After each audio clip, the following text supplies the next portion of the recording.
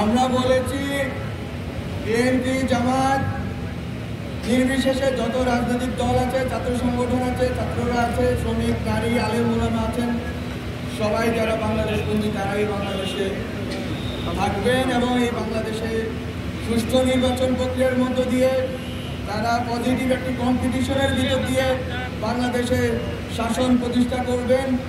বাংলাদেশের জনগণের বৈষম্য এবং বৈষম্য বিরোধী এবং শাসন ব্যবস্থা কায়েম করবেন।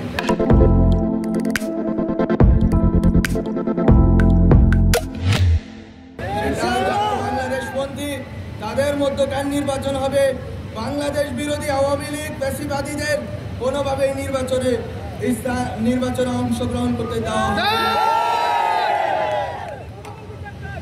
আমাদের সরকারের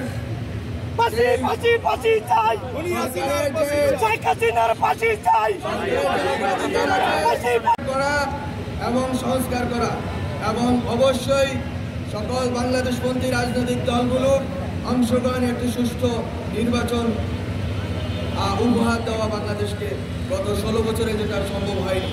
আমি আজীবনবাসীকে আবারও ধন্যবাদ জানিয়ে সরকারের সাথে এবং বাংলাদেশের জনগণের এই দীর্ঘ লড়াইয়ের সাথে ঐক্যবদ্ধভাবে অবস্থান নেওয়ার এবং যখন ডাক করবে আবারও রাজপথে নেমে আসার জন্য আহ্বান জানিয়ে সবাইকে ধন্যবাদ জানিয়ে শেষ করব।